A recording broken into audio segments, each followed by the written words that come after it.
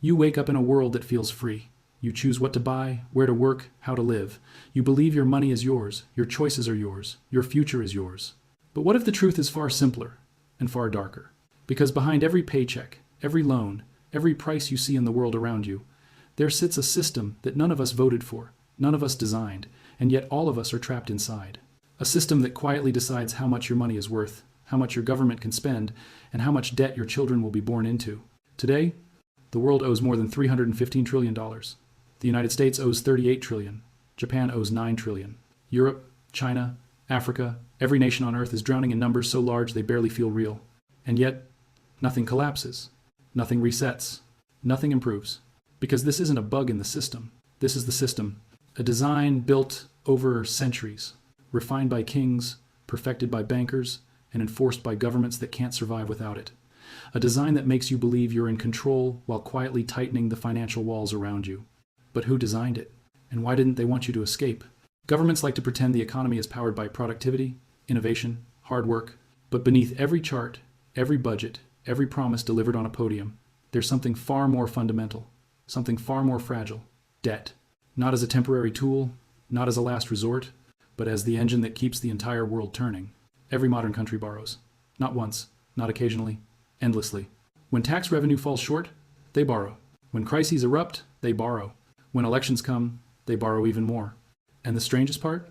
No one questions it. We've all been trained to see this as normal, as if nations surviving on loans forever is simply how life works, like oxygen or gravity. But imagine for a moment what this really means.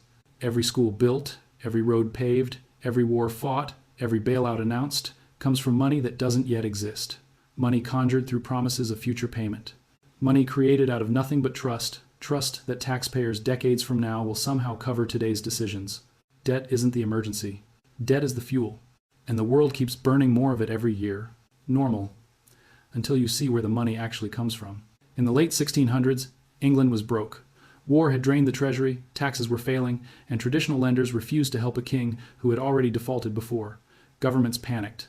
Merchants hesitated. The empire trembled. And then came a Scottish merchant with a failure-stained resume and a dangerous idea. William Paterson. Paterson didn't offer gold. He didn't offer credit. He offered something far more powerful. A new kind of debt. His proposal to King William III in 1694 was simple, but terrifyingly brilliant. A group of wealthy merchants would lend the government £1.2 million, an enormous sum. But the principal would never be repaid. Not next year. Not next decade. Not ever. Instead, the government would pay interest forever. A permanent stream of money flowing upward for as long as England existed. In exchange, Paterson would create an institution to manage this new arrangement. The Bank of England. The first central bank in the world. This was the birth of permanent national debt. The moment taxes stopped funding the nation and started funding the interest on a loan that would never die. Paterson didn't just save a king. He reinvented the relationship between governments and money. He proved debt could be eternal and profitable. One man turned taxes into an eternal payment stream, and the world copied him. Paterson's invention didn't just reshape England, it unlocked a trick that would redefine money itself. Because once the government owed a permanent debt, something unusual happened. That debt became valuable. It wasn't just a burden. It wasn't just a promise. It was an asset. The Bank of England began issuing paper notes backed not by gold, not by silver, but by the government's eternal IOU. For the first time in history, money was created from debt, literally born from a promise that would never be fulfilled. Merchants deposited gold into the bank. The bank loaned that gold to the government. The government paid interest. And then the bank issued paper notes, pieces of currency, based on that same loan. One pile of gold now generated two parallel streams of value. Real money for the government, and tradable paper money for the public. People began using those notes in markets and towns as if they were gold. Why? Because the government's permanent debt became the guarantee behind the currency itself. The more the government borrowed, the more notes the bank could issue. The more notes they issued, the more the economy grew. Debt had transformed from a desperate act into a money-making machine. But Paterson was only the first architect. Others would weaponize his idea. By the early 1800s, Europe was on fire. Wars raged, empires rose and fell, and nations needed money faster than taxes or treasuries could supply it. Into this chaos stepped a man whose family name would become synonymous with power, Nathan Rothschild. Where Paterson invented permanent national debt, Rothschild globalized it. He didn't operate in one city or one kingdom. His family built a network across 5 financial capitals: London, Paris, Frankfurt, Vienna, Naples. a web no government could match. And through this web, he transformed sovereign debt into a cross-border industry. Instead of simply lending money directly to governments, Nathan Rothschild pioneered a new model. He bought their bonds at a discount, then resold them to investors across Europe. In days when news traveled by horses and ships, Rothschild's courier network moved with lightning precision. He could shift millions before kings even knew what happened. The effect was revolutionary. Suddenly, a default in France could bankrupt investors in Austria. A war in Spain could shake banks in London. Debt was no longer a national affair. It was a continental bloodstream, flowing through countries, institutions, and families who never met the rulers signing the contracts. Nations discovered a brutal truth. Once your debt becomes global, you cannot escape it. He didn't just lend money, he rewired nations. In 1815, Europe held its breath. The fate of the continent depended on a single battle, Waterloo. Armies clashed, empires trembled, and every government waited desperately for news. But while generals fought on muddy fields, another war was unfolding in silence inside the bond markets of London. Nathan Rothschild had something no king, no minister, no army possessed: speed. His private courier network was the fastest information system in Europe. Faster than official military messengers, faster than government channels, faster than anyone. On the day Napoleon fell, Rothschild knew before the British government itself, and he used that knowledge the way a surgeon uses a scalpel. He walked into the London Exchange and began, quietly, selling British bonds. Investors panicked. They assumed Britain had lost the war. Prices collapsed. Then, at the exact moment fear reached its peak, Rothschild reversed course and bought everything. When the official news of Napoleon's defeat arrived the next day, bond prices exploded upward. Rothschild had already filled his vaults at the lowest prices in history. This wasn't just a clever trade. It was a demonstration of a new kind of power, the power to move nations by controlling information. From this moment on, markets were ruled by those who knew first. By the mid-1800s, Europe had entered a new financial reality, one far more fragile than any monarch understood. Debt had spread across borders, across banks, across entire economies. A British bond might be held by a French investor, sold to a German banker, pledged as collateral in Austria, and used to fund a railway in Italy. One loan, powering an entire web. This was the moment sovereign debt became too interconnected to fail. If a nation defaulted now, it wasn't a simple matter of disappointing a single creditor. It meant collapsing pension funds, crippling banks, shutting down trade networks, triggering panic across continents. The world had quietly stepped into a trap. Governments had to keep paying their debt, not because they were responsible, but because default would drag everyone else down with them. No country could escape without pulling others into the abyss. And in a global system where every bond was connected to another, even a small collapse could create a chain reaction powerful enough to shake the world. Debt had grown too big, too widespread, too integrated.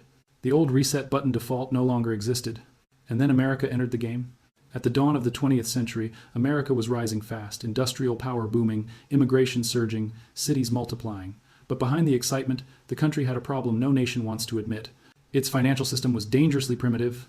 Thousands of banks operated independently, each issuing their own notes, each vulnerable to panic. There was no central authority, no stabilizer, no mechanism to step in when fear spread faster than money could move. And then came the panic of 1907. Markets collapsed. Banks failed. Crowds gathered outside vaults demanding withdrawals that no bank could meet. The economy was moments away from seizure. And into this chaos stepped a man whose name still echoes through Wall Street, J.P. Morgan. Morgan was not a politician, not an elected leader. But in that moment, he became something far more powerful. He locked the leading bankers of New York inside his private library, refusing to let them leave until each one pledged enormous sums to rescue failing banks. He orchestrated a private bailout so vast, so coordinated, that it stabilized the nation when the government itself could do nothing. For the first time in American history, a single banker acted as the country's central bank. But Morgan didn't want to be the hero. He wanted a permanent lever, a system that would give the financial elite control not just in crises, but forever. 3 years after the Panic of 1907, America was desperate for a solution, some way to prevent the next financial collapse. Politicians argued, newspapers speculated, citizens feared another crisis. But while the nation looked outward, the real plan was being written in secret. In November 1910, under the cover of night, a small group of powerful men boarded a private train leaving New Jersey. They used fake names, traveled with no reporters, told even their families they were on a simple hunting trip. Their destination, Jekyll Island, a remote, privately owned island off the coast of Georgia. Their mission, nothing less than designing America's monetary future. Inside a secluded mansion, over 9 days, bankers and senators drafted a blueprint for a new institution. Not a traditional bank, not a government agency. Something in between. An entity that looked public, but was guided by private banks. An institution that appeared decentralized, but concentrated power in New York. A system that promised stability, but guaranteed dependence. This blueprint would soon be passed into law as the Federal Reserve System. It would control interest rates, control money creation, control the financial heartbeat of the most powerful nation on earth. They weren't designing a bank. They were designing the future. When the Federal Reserve opened its doors in 1914, most Americans had no idea what had just been created. A new kind of institution, private in structure, public in appearance, now had the power to do something no bank in history had ever been allowed to do. It could create money out of nothing. Here's how it worked. When the U.S. government needed funds, it issued bonds, IOUs, promising future payment. In the past, banks could only buy those bonds with money they already had. But the Federal Reserve changed the rules. Now, the Fed could buy government bonds using money it simply invented. Typed into existence, created with a keystroke. The moment the Fed purchased a bond, new dollars appeared in the system. The government received the money it needed. And the debt now sitting on the Fed's balance sheet continued accumulating interest paid by taxpayers. For the first time, there was no natural limit to how much a government could borrow. No ceiling, no boundary, no restraint. The more the government borrowed, the more money the Fed created.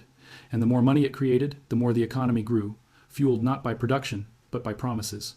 Infinite money sounds powerful, until you see who pays the interest. Interest is one of the quietest forces in the world, silent, invisible, relentless. It doesn't march in the streets, it doesn't make headlines, it doesn't announce itself. But every year, it moves trillions of dollars, upward. When governments borrow, they don't repay the principal. They simply pay interest year after year, generation after generation. And where does that money come from? From you. From your taxes? From every paycheck, every purchase, every hidden surcharge and fee that fills the government's revenue stream. Imagine a giant funnel placed above the entire population. At the top sit pension funds, major banks, insurance companies, and global asset managers institutions holding government bonds. At the bottom sit millions of ordinary workers. Every year, money flows upward through this funnel, quietly, constantly, predictably. It doesn't matter who you vote for. It doesn't matter which party is in power. Interest must be paid. The institutions holding the debt become richer, stronger, more untouchable. The taxpayers footing the bill remain unaware that their money isn't building roads or schools, it's maintaining a financial loop that never ends. And this works fine until a nation can't even pay the interest. But what happens when nations themselves can't pay? By the late 1970s, inflation in the United States was spiraling out of control. Prices soared. Confidence collapsed. The dollar, the backbone of global finance, was losing credibility. And into this storm stepped a man whose decisions would shake not only America, but the entire developing world. Paul Volcker, chairman of the Federal Reserve. Volcker had one goal: crush inflation. And he was willing to use the most brutal tool in the economic arsenal to do it. He raised interest rates. Not slightly, not cautiously, but to levels no modern nation had ever seen. The federal funds rate shot to 20%, sending shockwaves through every economy tied to the dollar. For America, it triggered a deep recession. But for developing nations, countries that had borrowed billions in dollar-denominated loans during the 1970s, it was catastrophic. Mexico owed $80 billion, Brazil $60 billion, Argentina $40 billion. And suddenly, overnight, their interest payments tripled. These nations could no longer breathe. Their export earnings weren't enough to service the debt. Default loomed. Panic spread through the global banking system. Volcker had a choice. Let countries default, or build something new. He chose the latter. Through the International Monetary Fund, the U.S., and major banks created a new system, one that didn't forgive debt, but restructured it, extending the life of the loan and ensuring interest continued to flow. This wasn't relief. This wasn't mercy.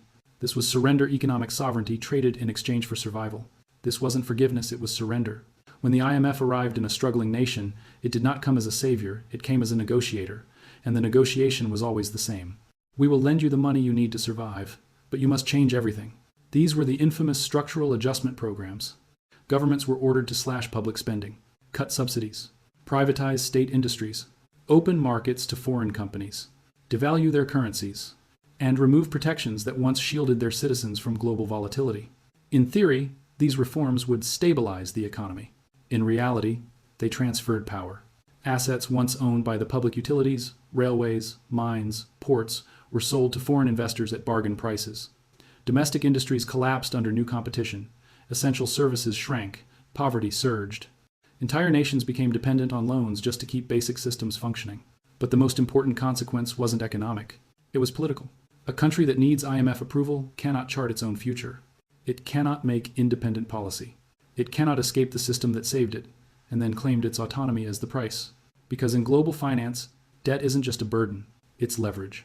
A country in debt is a country without choices. For centuries, nations borrowed from merchants, banks, and foreign powers. But today, something far stranger and far more dangerous has emerged. A circular system where everyone owes everyone, and no country can afford for another to fall. Japan holds more than $1 trillion in US debt. China holds hundreds of billions. The United States, through the IMF and World Bank, indirectly holds the debts of dozens of developing nations. European banks hold emerging market bonds. Emerging markets hold European debt. Saudi Arabia funds America's deficits. America's consumers fund China's exports. And China's savings in turn help fund the governments of Europe. The modern world has become a single, interlocking financial organism, each nation a vital organ, each bond a fragile artery. If one government defaults, the shock does not stay contained. It spreads through banks, through pension funds, through currencies, through trade routes, through markets that operate faster than any political response. This is the final evolution of the debt system that began in 1694. No country is allowed to fail. No country is allowed to reset. No country is allowed to walk away. Because a default in one capital could collapse markets in another, before the sun even rises. And here's the trap. No one can default without sinking the whole system. For most people, debt feels like something you should eventually pay off. A mortgage ends. A car loan ends. A credit card balance, if you're lucky, ends. So it's natural to assume governments should do the same, work hard, grow their economies, and one day eliminate their national debt. But that belief collapses the moment you understand a single truth. Debt is the source of modern money. When the government borrows, the central bank creates new money to buy its bonds. Those bonds enter the financial system as assets. Investors trade them, banks use them as collateral, pension funds store them as savings. Debt becomes the backbone of the entire monetary supply. If the US suddenly paid off its $38 trillion debt, those bonds would disappear, and the money created through them would vanish. Trillions of dollars erased overnight, banks starved of collateral, markets drained of liquidity. The global money supply shrinks so violently that the economy collapses under its own weight. This is why no major country has ever paid off its debt. Not once. Not in centuries. Because paying off debt isn't responsible. In the modern system, it's impossible. Debt cannot disappear without destroying the currency built on top of it. So, if debt can't disappear, what happens next? If Patterson built the foundation, Rothschild scaled it, Morgan centralized it, and Volcker globalized it, then today's architects didn't inherit the system. They optimized it.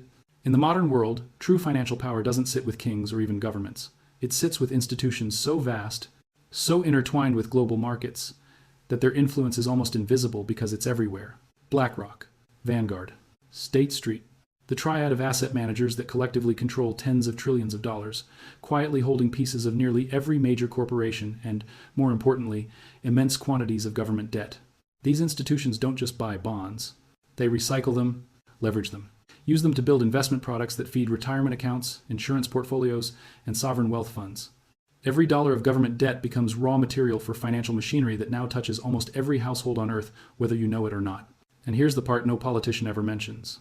When governments pay interest, it flows into these institutions, not as charity, not as profit, but as a structural feature of the global economy, a continuous river of money moving upward from taxpayers to the financial apex. Your interest payments feed their balance sheets. Your taxes stabilize their portfolios. Your currency relies on the debt they hold. The empire didn't vanish. It scaled. Across 3 centuries, the world has changed, empires fallen, technologies invented, borders redrawn. But beneath all the noise, beneath all the headlines, a single pattern has repeated with mathematical precision. Crisis. Innovation. Control. Patterson saw a monarchy drowning in war debt, and he created permanent national borrowing. Rothschild saw fragmented European finance, and he built a global bond network no nation could escape. Morgan saw a fragile American banking system, and he engineered a central authority disguised as decentralization. Volcker saw inflation threatening the dollar, and he used global debt restructuring to bind countries to a new financial order. Different centuries, different problems, same outcome. Each architect didn't replace the last. They stacked their solutions on top of one another, turning temporary responses into permanent structures. What began as a patch for England became the architecture of the modern world.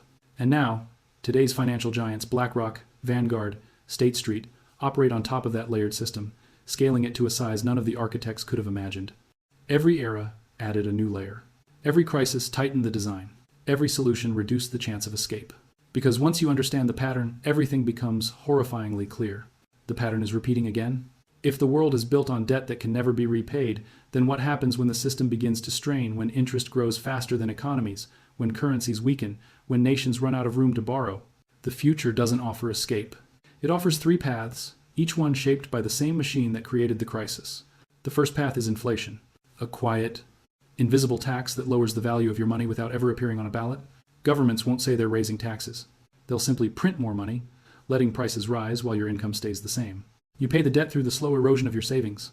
The second path is the Great Reset.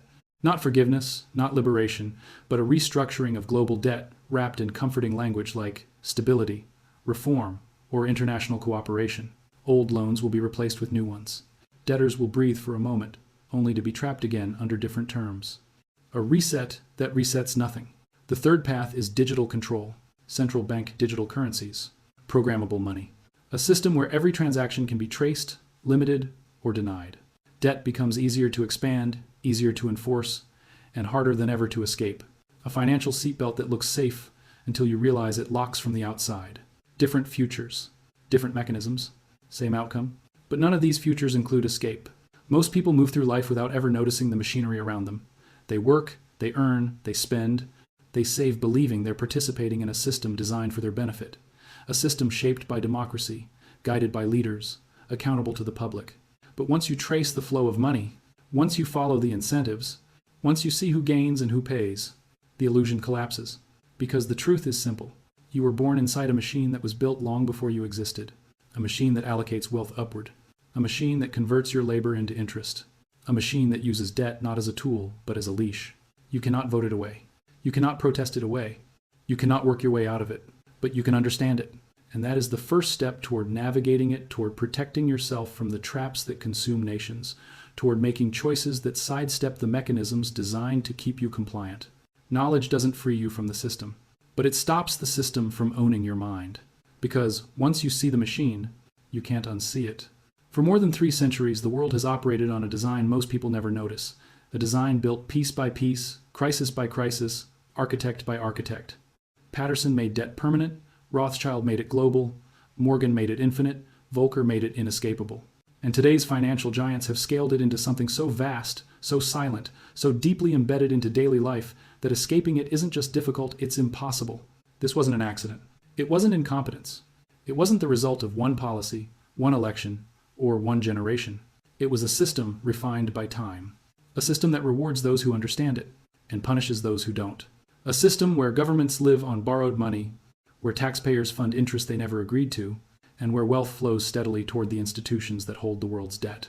You may not have chosen this world. You may not benefit from it. But you're living in it every day, every purchase, every paycheck. And the least they owe you is the truth. If you want to understand the mechanisms that shape your life, the hidden levers, the historical patterns, the financial forces no school will ever teach you, then subscribe. Because this system was built without your permission, but the knowledge to navigate it is yours.